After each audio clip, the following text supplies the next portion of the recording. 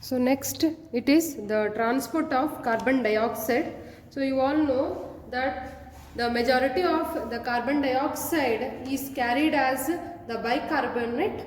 Only 20 to 25% of the carbon dioxide is carried as carb amino hemoglobin, and remaining is dissolved in the plasma.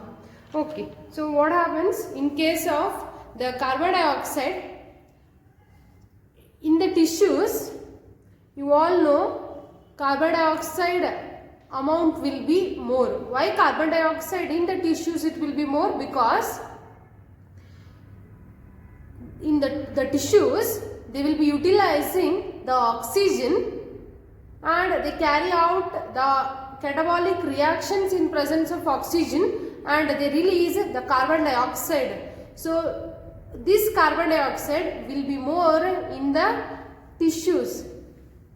So this carbon dioxide in the tissues, when it is more, obviously its partial pressure of carbon dioxide will be more. Then its H plus ion concentration is also more. The temperature is also more. So in the tissues what happens? The carbon dioxide easily it binds to hemoglobin. So what is this hemoglobin? Hemoglobin is the red colored iron containing pigment which is present in the RBC. So the carbon dioxide, when it binds to hemoglobin, it forms the product that is carb amino hemoglobin. So it is very easy to form carb amino hemoglobin in the tissues. But when it comes to the alveoli, so when the carbon dioxide binds to the hemoglobin, the concentration of the concentration of carbon dioxide will become more in the blood. So that blood itself is called the deoxygenated blood. So when this deoxygenated blood is carried to our lungs, in the lungs there is presence of the alveoli. So these alveoli, they are having more amount of oxygen. So when oxygen is more, its partial pressure of oxygen is also more. But carbon dioxide in the alveoli it will be less. Why in the alveoli carbon dioxide will be less? Because continuously our alveoli, our lungs will be releasing the carbon dioxide from the body to the atmosphere. That's why carbon dioxide will be less in the alveoli. So when carbon dioxide is less, H plus ion concentration is less, then the temperature is also less. So here what happens in the tissues, what the conditions were present, but in the alveoli the same conditions, but they are in the reverse manner. Means in the tissues partial pressure of carbon dioxide was more, in the alveoli partial pressure of carbon dioxide is less. So when you compare the tissue and alveoli conditions, they are completely reverse. That's why here what happens, easily in the deoxygenated blood, what the carb amino hemoglobin was present, it gets easily dissociated. Dissociate means they get separated as carbon dioxide and hemoglobin. So this carbon dioxide, when it separates from the hemoglobin, so now alveoli will get the carbon dioxide. So that carbon dioxide will be collected from by the alveoli, and that alveoli will be releasing it out from the body to the atmosphere. So this is how 20 to 25% of the carbon dioxide which is carried by the blood. In this manner 20 to 25% of the carbon dioxide will be transported. In the tissues it forms carb amino hemoglobin, and the blood brings that carb amino hemoglobin to the alveoli. In the alveoli the conditions are reverse. So easily that the carb amino hemoglobin gets dissociated and it forms the hemoglobin and the carbon dioxide. So here the alveoli receives the carbon dioxide. So that carbon dioxide will be released out. So this is with respect to only 20 to 25% of the carbon dioxide, where the majority of the carbon dioxide is carried as the bicarbonate. So let us see that. So here in the blood, the RBC, it contains the enzyme. What is that enzyme? That enzyme is carbonic anhydrase. So this carbonic anhydrase, it is present in more quantity in the RBC. But this enzyme, it is even present in the plasma also. But in the plasma, it is very less quantity that is present. So here, this enzyme, that is the carbonic anhydrase, which is present in the RBC, it facilitates the carbon dioxide to react with the water. Then from where this water came? The water, it is present in the cells. Okay, so this water mainly it is coming from the cytoplasm. The cell, it will be having the cytoplasm, cell organelles. Okay, so from the cell, what the cell will be having the cytoplasm. So from that cytoplasm, the water combines with the carbon dioxide. So this combining of carbon dioxide and the water from the cytoplasm is brought by the enzyme. Which is that enzyme? Carbonic anhydrase. So this carbonic anhydrase, it makes the binding of carbon dioxide and water. So when carbon dioxide and water binds, it forms the carbonic acid. But this carbonic acid, it even dissociates as HCO3 minus and H plus. So here HCO3 minus is nothing but bicarbonate. So in case of the tissues, partial pressure of carbon dioxide is high. Why it is high? Because of catabolic reactions. So this carbon dioxide easily diffuses into blood. Blood means it is easily diffusing into the RBC and plasma. So carbon dioxide binds with the water, it forms carbonic acid, and that carbonic acid dissociates as bicarbonate and H plus ions. So this is what observed in case of the tissues. Then what happens in case of alveolar? In the alveolar, what happens? In the alveolar, carbon dioxide is less, its partial pressure of carbon dioxide is less. So this bicarbonate plus and H plus ions, where these were the product of the dissociation of carbonic acid. So when the carbonic acid dissociates, it forms HCO3 minus and H plus ions. So this bicarbonate and H plus ions, they again combine and comes the product as carbon dioxide and the water. So this carbonic acid, which dissociates as bicarbonate and H plus ion, they are going to form the products again as carbon dioxide and the water only in the alveolar site. Is it clear? So now carbon dioxide and water, when it is formed, this carbon dioxide, where it is formed? In the alveolar. So in the alveoli, when they get the carbon dioxide, easily they are going to release it from the body to the atmosphere. So remember, here every 100 ml of the deoxygenated blood delivers approximately 4 ml of carbon dioxide to the alveoli.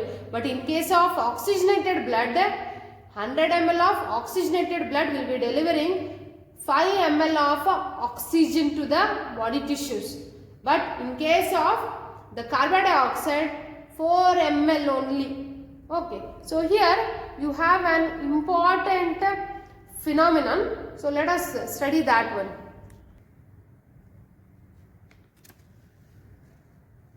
So here what the reaction is visible to you all. So remember, that is the Hamburger's phenomenon, or it is also called as chloride shift. What is this? So I have told, in the RBC there is presence of the enzyme called carbonic anhydrase. So this carbonic anhydrase, it brings the carbon dioxide and the water together. when the carbon dioxide and water combines, it forms H2CO3, that is carbonic acid. So this carbonic acid, it is dissociating again as HCO3 minus and H plus ions. Here HCO3 minus is nothing but the bicarbonate. So whatever the reaction I am explaining, this reaction, it is occurring inside the RBC. Are you understanding? So once the H2CO3 minus, it gets dissociated, it forms the bicarbonate. So this bicarbonate, right now it is present in the RBC. But here this RBC, it is going to move out from the RBC to the plasma. So here what happens? RBC, it is losing the bicarbonate. So that bicarbonate, it is moving from RBC to the plasma. So when this bicarbonate moves from the RBC to the plasma, it makes, recall your chemistry, it makes the positive charge into the RBC. Okay, so here our plasma, when it receives bicarbonate or the ion from the RBC, this plasma, it gives ion. What is that ion? The plasma sends the chloride to the RBC. So our RBC is losing bicarbonate and plasma is losing the chloride. So bicarbonate moves from RBC to the plasma.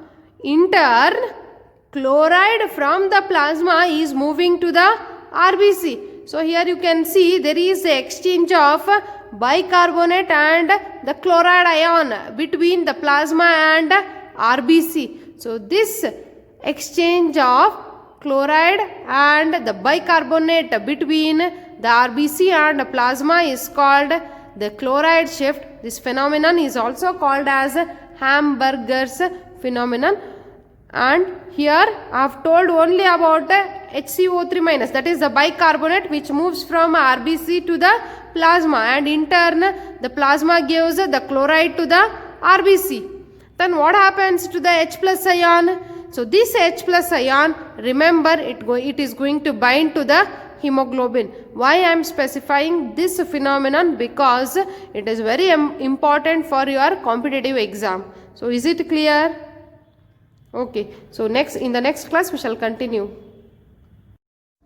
After the transport of carbon dioxide, actually the next topic is the regulation of respiration, but I want to explain this diagram once again. So here you can observe body tissues where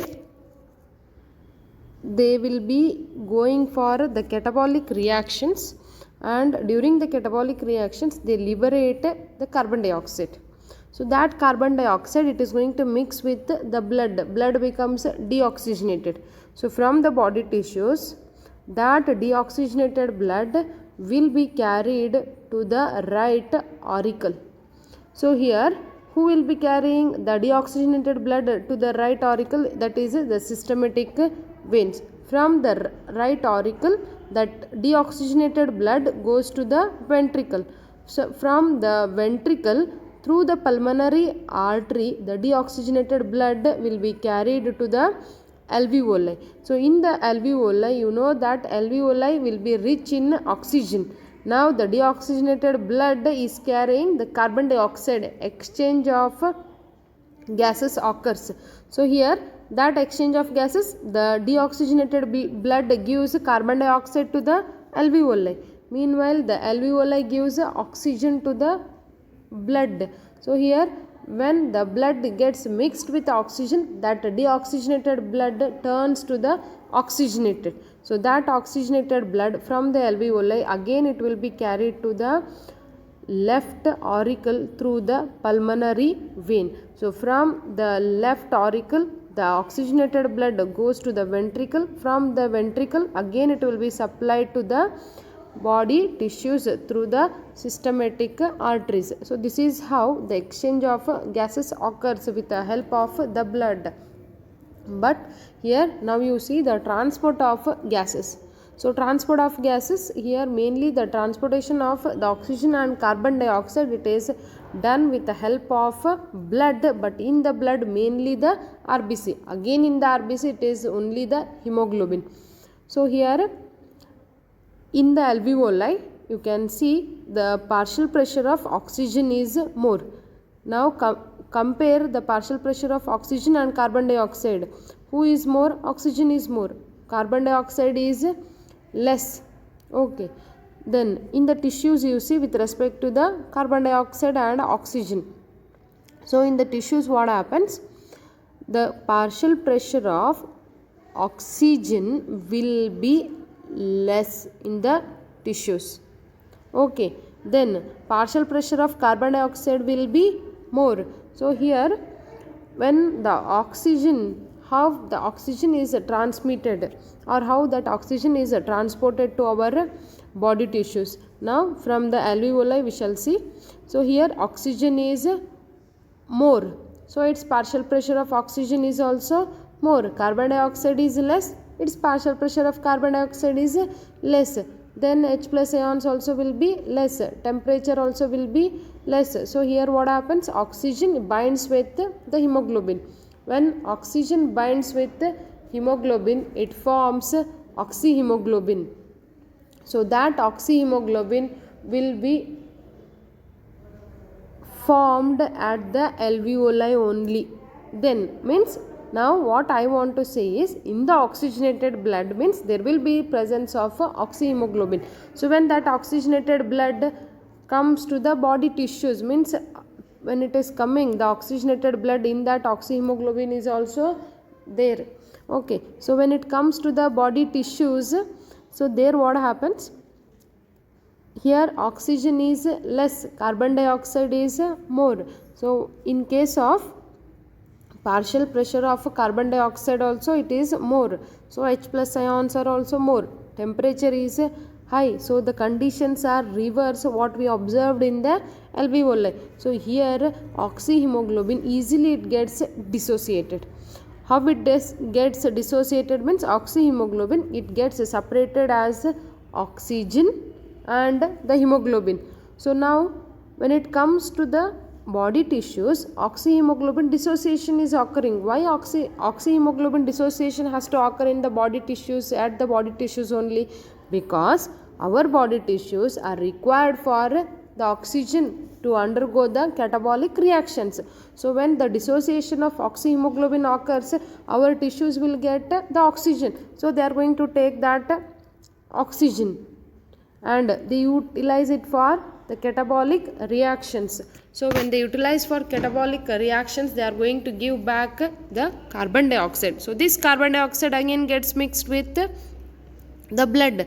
So their carbon dioxide it gets mixed with the blood means it is going to bind to the hemoglobin. So when that hemoglobin binds with the carbon dioxide, it forms carbaminohemoglobin. So this carbaminohemoglobin, formation of carbaminohemoglobin, it is very easy in the body tissues because at the body tissues the conditions are favorable to form the carbaminohemoglobin. What are the conditions?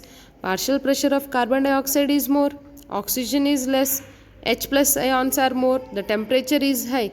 So when this deoxygenated blood with the help of the blood vessels it moves to the alveoli, there the conditions are reverse because in the alveoli oxygen is more, carbon dioxide is less. So easily the carbaminohemoglobin gets dissociated. Carbaminohemoglobin, when it gets dissociated, it forms a carbon dioxide and the hemoglobin. So this carbon dioxide goes to the alveoli. From the alveoli, the carbon dioxide will be released out. So this is how the exchange of gases and the transport of gases occurs. But here what I have explained with respect to in this diagram, the transport of carbon dioxide, it is only with respect to 20 to 25%, whereas 70% percent. The majority of the carbon dioxide as it is carried as the bicarbonate already you have learnt about it, so you refer that one. So the next topic is the regulation of respiration, means how our respiration is controlled. Now why it has to be controlled, because I will give an example. When you are doing the physical exercises, or after you run fast and stop, how your breathing movement will be, and when you are in the resting phase, how the breathing movement will be. So this is how our respiration is being regulated and it is controlled. So who is going to control this respiration, or who is going to maintain the rate of respiration? It is nothing but the neural system, or it is the brain one who is controlling or maintaining or moderating the respiration. So here in our brain actually there are 3 centers. Okay, so what are those 3 centers? One is inspiratory center, expiratory center, and the pneumotaxic center.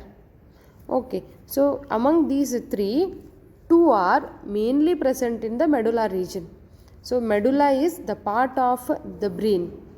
Okay, and the pneumotaxic center, it is present in the pons region. Okay, so here the 2 regions which are present in the medulla region are combinedly called as respiratory rhythm center. Okay, so what is the function of this respiratory rhythm center? Respiratory rhythm center, it is responsible for the normal regulation of the respiration. Okay, so the respiration mainly it is controlled with a normal condition. Normally it is regulated by the respiratory rhythm center. Okay, then what is the function of pneumotaxic center? And I have told this pneumotaxic center, it is present in the pons region. Pons is also the part of our brain. Okay, so what is the function of pneumotaxic center? Even this pneumotaxic center moderates the functions of respiratory rhythm center. Means here, now for example, after your physical exercises, the rate of respiration will be more. Okay, and you will be required with more amount of oxygen. When more amount of oxygen is required to your body, meanwhile you will be liberating the carbon dioxide, you will be releasing the carbon dioxide with the more amount only. Okay, so here this respiratory rate mainly during your physical exercises, how the respiratory rate will be. So when your body is undergoing the physical exercises, and when the body requires more amount of oxygen, this pneumotaxic center will be receiving the signals. Okay, so the neural signals from the pneumotaxic center can reduce the duration of inspiration, and even it can alter the respiratory rate during physical exercises. Okay, so here the pneumotaxic center,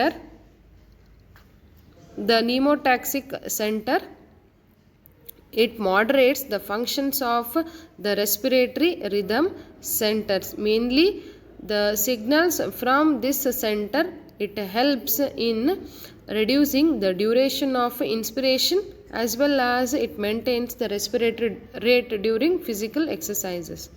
Okay, and here our respiration is mainly controlled with 2 systems. One is through the neural system, and one more is there with even through the chemical system also. So here there is one area called chemosensitive area, and this chemosensitive area, it is also present in the medulla region adjacent to our respiratory rhythm center. So this chemosensitive area, it is very sensitive to the carbon dioxide and hydrogen ions. If any increase with respect to the carbon dioxide and the hydrogen is observed in the body, this chemosensitive area, it is going to get activated. Okay, so what, when it gets activated, or how this chemosensitive area gets a message that in the body the carbon dioxide and hydrogen ions are increased. So here the aorta, it is actually the part of the heart, where you are going to study in next blood, body fluids and circulation. In that chapter you will come across with the structure of heart. So that aorta, at the base of the aorta there is the presence of aortic arch and the carotid body. So this carotid body and aortic arch are having the receptors. So these receptors in the blood, when they observe the presence of more carbon dioxide and H plus ions, these receptors, they send the signal to the chemosensitive area.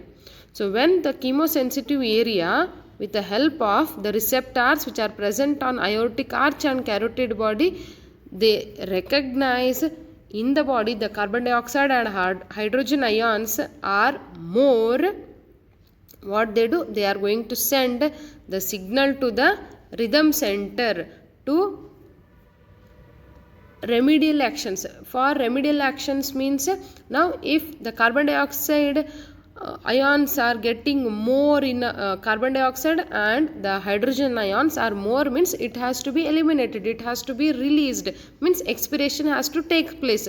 So these receptors which are present on the carotid and aortic arch, they are going to send the signals to the chemosensitive area, and that chemosensitive area sends the signal to the rhythm center, where this rhythm center brings the expiration. So this is how the regulation of the respiration is maintained in our body by the neural system as well as the chemical system, that is chemosensitive area, which is present in the medulla region. The next one is the disorders of the respiratory system. Here you are coming across with only the 3 disorders, that is asthma, emphysema and the occupational disorders. So here asthma you might have come across, or you might have observed surrounding of your people may be suffering with this asthma. So here what is this asthma? Here what happens?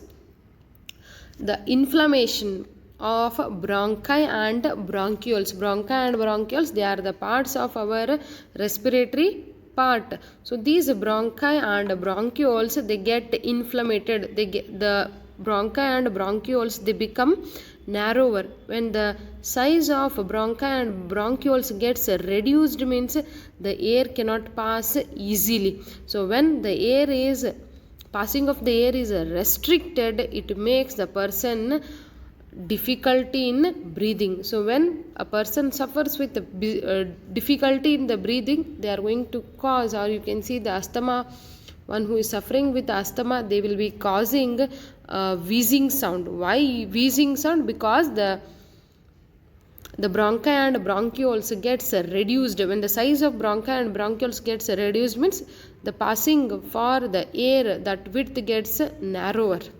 Then the second one is emphysema. Here the emphysema, it is the chronic disorder of the lungs, mainly causing the damage to the alveolar walls. Because here the alveoli wall, you know that it is very important for the diffusion. So this alveolar wall, when it gets damaged, the respiratory surface gets decreased, means exchange of gases will not be occurring easily. So when the respiratory surface is decreased, when the exchange of gases is not occurring properly, it is going to cause the damage to our alveoli, that is the alveolar walls, which leads to the emphysema. But it is the chronic here means it is persisting for long duration, acute, chronic. Okay, so the next one is occupational respiratory disorders. So here what are these occupational respiratory disorders? The people who are working continuously in industries like mining, stone quarrying, tunneling, road constructions. So those people, when they are getting exposed to some toxins, they will suffer with certain disorders. So these disorders mainly they are coming through the occupations. That's why they are called as occupational respiratory disorders. So here I have given four occupational respiratory disorders. In that, the first one is fibrosis. So fibrosis, here proliferation of fibrous tissues is observed in the respiratory system, mainly in the lungs. So why this proliferation of fibrous tissues is observed? Because the people who are working continuously in the grinding and stone breaking industries, more amount of dust is produced. So when that dust person is getting exposed to it, it causes or it leads to the fibrosis. Then the next one is the black lung disease. Black lung disease means a person who is continuously getting exposed to the coal dust, that person suffers with black lung disease. So next is the silicosis. So here the silicosis, the person who is getting exposed to the silica, it causes the silicosis. Next is the asbestosis. Asbestosis, here a person who is getting exposed to that asbestosis. So this asbestosis, it is actually used in buildings, textiles, or in the 5-star hotels and all. On the roof, it will be used for in case of fireproof buildings, textiles, or during the renovation and demolition where the asbestos sheets will be used. So in such cases, the people who are getting exposed to the asbestos, in such persons we are going to observe this asbestosis. So thank you. So along with this video, I am going to send even the question papers which are very important on this lesson. Please, you need to solve that question paper.